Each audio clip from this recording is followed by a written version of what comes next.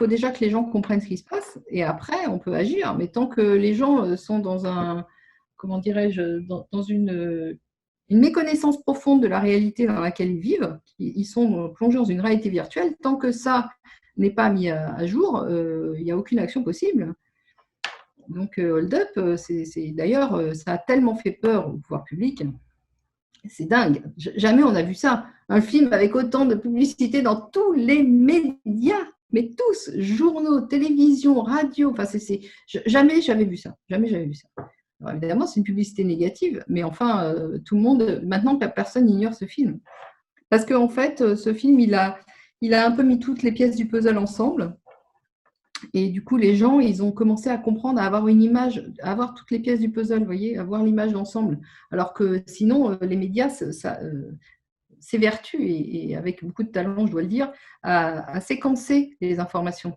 C'est-à-dire que vous avez des informations médicales d'un côté, vous avez des informations concernant la recherche de l'autre, vous avez des informations éventuellement politiques, mais qui sont nimbées d'un nuage de conspirationnisme. Alors qu'en réalité, tout est parfaitement officiel. Je veux dire, on peut même pas, je ne sais même pas si on peut parler de complot, parce qu'un complot, c'est caché. Et là, en fait, ces gens ne se cachent pas. Ils annoncent tout officiellement. Mais par contre, si vous mettez toutes les pièces du puzzle ensemble, leurs annonces officielles avec les effets que ça a, là, ils ne sont pas contents. Parce que ce qui cache, en réalité, ça, c'est l'art de la guerre. Enfin, c'est les techniques de la guerre chinoise. En fait, la meilleure cachette, c'est au grand jour. Et le grand jour, c'est officialiser tout, mais tout séquencer, tout mettre en petites cubes séparés qui n'ont pas de rapport les uns avec les autres. Et les gens sont complètement dans la confusion, ils sont confus, ils ne comprennent pas en fait. Ils ne peuvent pas, ils n'ont pas une représentation juste du réel. Et c'est tout à fait des techniques de guerre militaire qui sont appliquées à la conscience publique. Hein. C'est incroyable. Leur intérêt, c'est la concentration du pouvoir. Leur intérêt, c'est la prise de pouvoir politique mondiale. Leur intérêt, c'est de nous mettre... c'est déjà de réduire la population. Ça a été clairement édité depuis les réunions du Club de Rome, et en particulier son effet, le premier résultat qui a été le rapport Meadows, qui a été publié en 1972.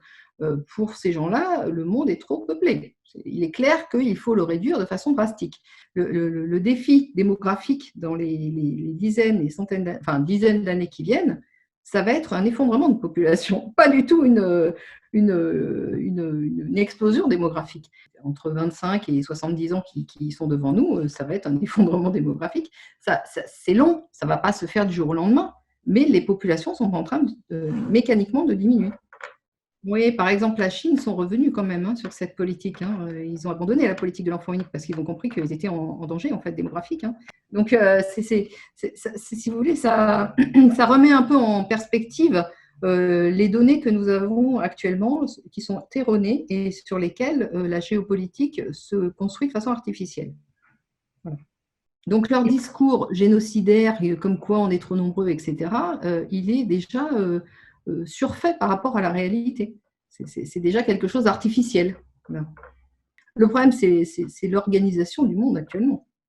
Et cette organisation, elle est due à ceux, justement, qui nous culpabilisent en nous disant c'est à cause de vous, la continuation de la vie sur Terre n'est plus viable, etc. etc. C'est grotesque. C'est l'inversion accusatoire que les globalistes apprécient particulièrement.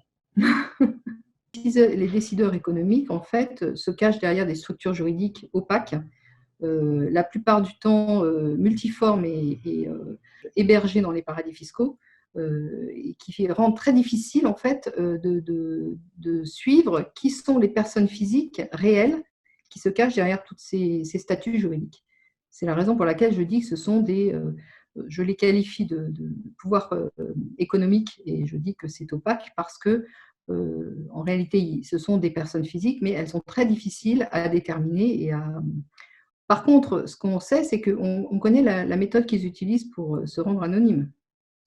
Donc, on sait qu'ils sont anonymes et on sait que ça ne peut pas être un hasard, parce que vous savez, dans les sciences humaines, il n'y a pas de hasard. C'est-à-dire que quand vous avez une règle qui apparaît tout d'un coup, c'est que quelqu'un l'a voulu et l'a décrétée.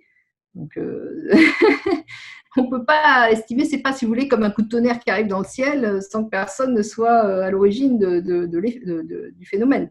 Là, dans les phénomènes d'organisation juridique et politique du monde, il y a toujours des personnes qui sont derrière. Et quand on dit personnes, il y a des intérêts, évidemment. Leurs intérêts, si vous voulez revenir au film Hold Up, l'intérêt économique de toutes ces multinationales pharmaceutiques, mais il n'y a pas que les pharmaceutiques, hein, toutes les multinationales et également les multinationales bancaires qui sont quand même à l'origine du problème, si vous voulez, leur intérêt, c'est un intérêt apparemment financier et en réalité de domination, de pouvoir. On est dans une lutte de pouvoir. Et vous savez que historiquement, et ça, je mets au défi n'importe qui de me prouver le contraire, à partir du moment où vous avez du pouvoir quelque part, vous avez toujours des complots. Les complots sont inhérents au pouvoir. Là où vous avez du pouvoir, vous avez du complot. Et ce n'est pas parce que vous dénoncerez ou dénoncerez pas ces complots qu'ils n'existent pas. Alors, ceux qui sont au pouvoir, évidemment, n'ont pas envie de le perdre. Donc, ils ont tout intérêt à dénoncer ceux qui peuvent éventuellement constater ces complots. D'où l'histoire de complotisme, etc. Je ne reviens pas sur l'histoire du complotisme récent qui a été réactualisé au moment de la mort de Kennedy par la CIA qui avait tout intérêt à ce qu'aucune information réelle ne sorte. Donc, si vous voulez, le complot, voilà, le complot, en réalité, c'est le partenaire indétachable du pouvoir.